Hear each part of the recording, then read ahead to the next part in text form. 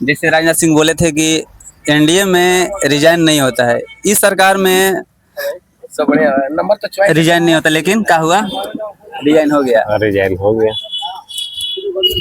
के करो इलाज स्टूडेंट करवाया, अब क्या करो इलाज। देखिए, शुरू में बोले हैं कि हम बीजेपी के सपोर्टर है, लेकिन अभी बोल रहे हैं कि हम आरजेडी के सपोर्टर है। यानी इनका जो गोड़ है दो नाई पे है, ठीक है, इसीलिए इनको हल्के में ले ज्यादा भारी लेने की जरूरत नहीं है। पैसा रहा है। एक और भाई साहब है यहाँ पे, देखिए इनसे कुछ हम बात करते हैं। ये है क्या बोलते हैं, प्रशांत किशोर का सपोर्टर। अच्छा, आपको कैसा लगा? देखिए, ये जो भी निर्णय लिया गया है, इस निर्णय से देश के हित में बहुत ही अच्छा काम हुआ है और साथ ही साथ हमारे जो बच्चे हैं वो देश के भविष्य हैं। ये उतना लंबा नहीं खींचना है, ना पहले सुन लीजिए। ना, ये बताइए एक रिजाइन से आपको मतलब कि लग रहा है कि देश सुधर जाएगा? देखिए, रिजाइन मायने नहीं रखता है, मायने रखता है कि देश का जो विधि व्यवस्था था बहुत अस्त व्यस्त हो गया था और ये जरूरी भी था रिजाइन देना। मान के चलिए कि एक व्यक्ति की वजह से अगर पूरे देश में अगर शांति का माहौल हो जाता है तो इससे बढ़िया कुछ नहीं होगा। चलिए, बहुत बढ़िया बात बोले कि लड़का जो था वो रोड पे आ गया था केवल एक बात के लिए, लेकिन इनको पता नहीं है। हमने के नेता ही छोटा मोटा भाई। लेकिन अब क्या लगता है, जो नया शिक्षा मंत्री आए हैं उनके मतलब उनके आने के बाद ऐसा ना होगा? ये कुछ कहा नहीं जा सकता है। तो अब काहे लिए इतना ड्रामा हो रहा था? ड्रामा देखिए, यहाँ जो है सरकार सुशासन सरकार है। कैसे पता आपको? पता है, पहले भी आप देख सकते हैं। पेपर लीक पहले भी होता था सर जी। पेपर लीक अपने जगह पर है, जो ये काम आज हुआ है 10 दिन पहले हो जाना चाहिए था। और साथ ही साथ मैं आपको बताना चाहता हूँ आपके चैनल के माध्यम से, मतलब कि आपके कहने से कोई रिजाइन दे दे? नहीं, कहने से नहीं, मूवमेंट के देखते हुए ये काम हुआ है। ऐसा नहीं है कि कोई बोल दिया तो हो गया। बोला तो गया था कि व्यवस्था कायम रहे। सुनिए, बोला तो गया था कि जो भी गलती किया उसको सजा होगा, वो जेल में बंद हो जाएगा। इसमें गलती नहीं है, ये सिस्टम डिफॉल्ट हो गया था, इसके वजह से ऐसा हुआ है। यानी आपको लगता है कि अब सिस्टम बढ़िया हो गया? सिस्टम में कुछ फॉल्ट था, इस वजह से ऐसा जो सिचुएशन क्रिटिकल। आपका कहने का मतलब है कि पहले था अब नहीं है? मैं क्या कह रहा हूँ, आप बांधिए मत मुझे, मेरी बात को आप समझिए मैं क्या कहना चाह रहा हूँ। हाँ बोलिए, मेरी बात को पूरा करने दीजिए। बोलिए। स्थिति क्रिटिकल थी और सिस्टम डिफॉल्ट होने की वजह से ऐसी परिस्थिति पैदा हुई है और अभी भविष्य में मैं चाहता हूं कि ऐसा स्थिति उत्पन्न ना हो। देखते हैं कि जिस प्रकार से माननीय हमारे पूर्व प्रधान धर्मेंद्र सिंह के द्वारा इस्तीफा दिया गया। पूर्व शिक्षा मंत्री, पूर्व प्रधान ना, प्रधान तो आपके गांव में होते हैं ना? वो भी वही थे, प्रधान ही आगे लग रहा था, शिक्षा प्रधान।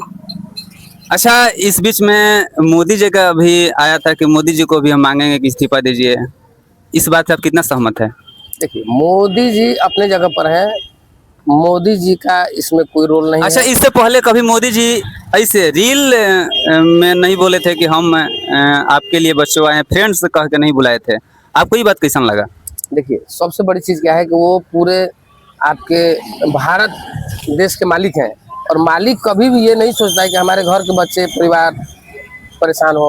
वो सबको यानी आप उनके बात से सहमत है? उनके बात से मैं सहमत हूँ। चलिए, बहुत बढ़िया। लेकिन इनसे फिर एक बार हम बोलना चाहेंगे कुछ तो बोलिए। क्या बोले, पूछिए। आपको कैसा लगा? बढ़िया लगा। यानी इनको बढ़िया लगा, जो पेपर लीक हुआ था वो बढ़िया लगा इनको? अच्छा ही बढ़िया लगा। धर्मेंद्र प्रधान इस्तीफा दिए, ये वाला हमको बढ़िया लगा। बढ़िया लगा भाई, आखिर क्या हो गया? पेपर शिक्षा बढ़िया नहीं चल रहा था। शिक्षा तो बढ़िया आपसे ना चलेगा जी, आप बढ़िया पढ़िएगा।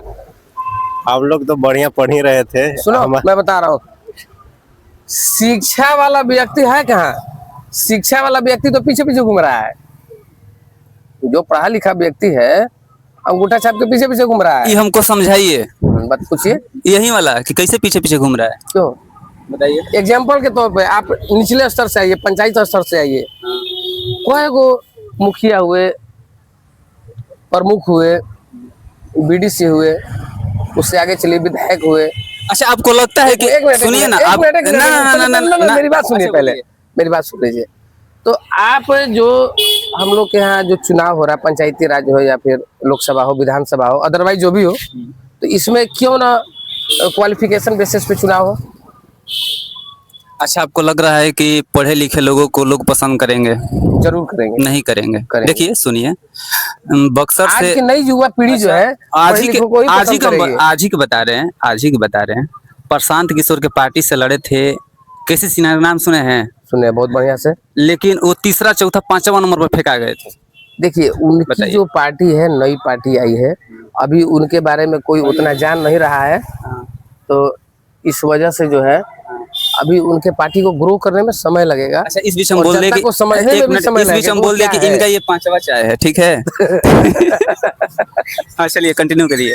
तो कंटिन्यू है कि अभी जनता को समझने में समय लगेगा, उनसे रूबरू जनता नहीं है अभी, सुनिए, और उनको जनसंपर्क कंटिन्यू करना पड़ेगा। 10 साल देखिए, तक मेहनत करना पड़ेगा, उसके बाद ही फील्ड में आना इनका पड़ेगा। कहना है कि पढ़े लिखे लोगों को लोग पसंद करेंगे, लेकिन ये भी बोल रहे हैं कि नया पार्टी। भाई नया पार्टी से क्या मतलब है? बताइए, यदि आपको वोट देना है, आपके सामने कोई नया नेता है, पढ़ा लिखा है, तो आपको जब पसंद तक करना आपके चाहिए था ना। परिवार के बारे में, आपके बारे में हम जानेंगे नहीं, तो कैसे आपको सपोर्ट कर देंगे? लेकिन आपको तो पढ़ा लिखा नेता चाहिए ना। चाहिए, लेकिन आपके बारे में मैं अंदर से जान ही नहीं रहा हूँ कि आपके अंदर क्या क्वालिटी तो है। जानने के लिए तो पुराना होना पड़ेगा ना। वही कह रहा हूँ कि अभी 10 साल समय दीजिए।